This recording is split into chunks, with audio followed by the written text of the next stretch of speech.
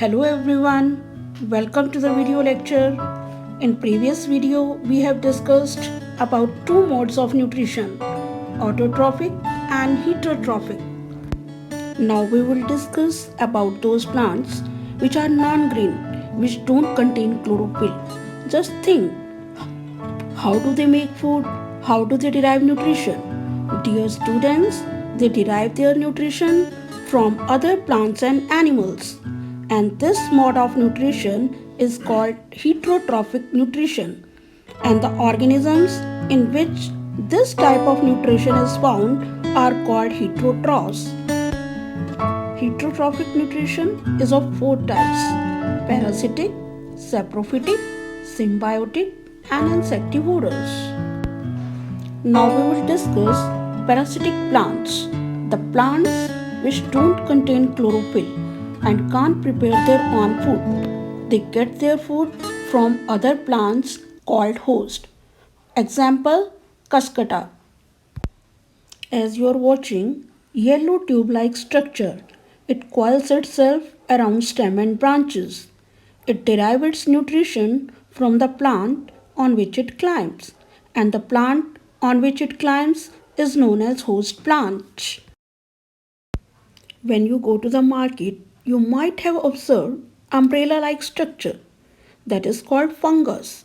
Fungus don't contain chlorophyll, which is essential for plants to make their food. Now think, how do they derive nutrition?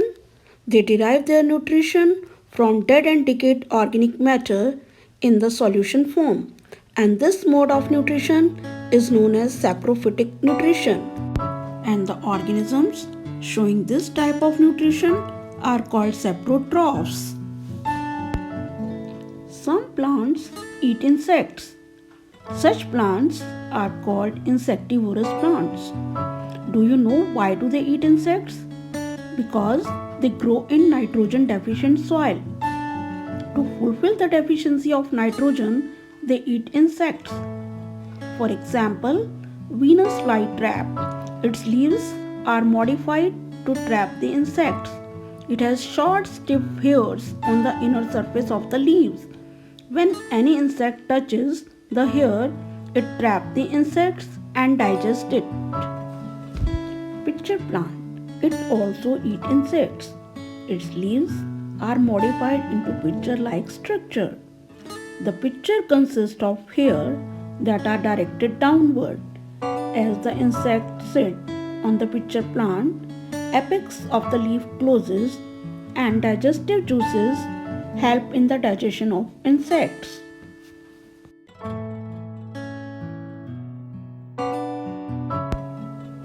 Symbiosis. It is a combination of two words. Sym means with, biosis means living, which means living together.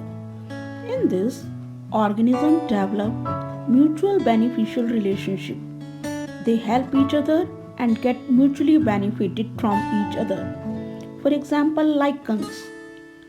In lichens, alga and fungus live together.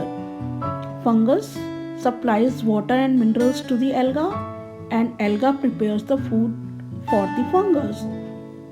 Dear students, do you know how the nutrients are replenished in the soil? As you all know, plants absorb water and nutrients from the soil continuously. So, the amount of nutrients in the soil decreases. So, the farmers add manures and fertilizers in the soil to increase the nutrients in the soil. And there is one another method naturally to replenish the nutrients in the soil.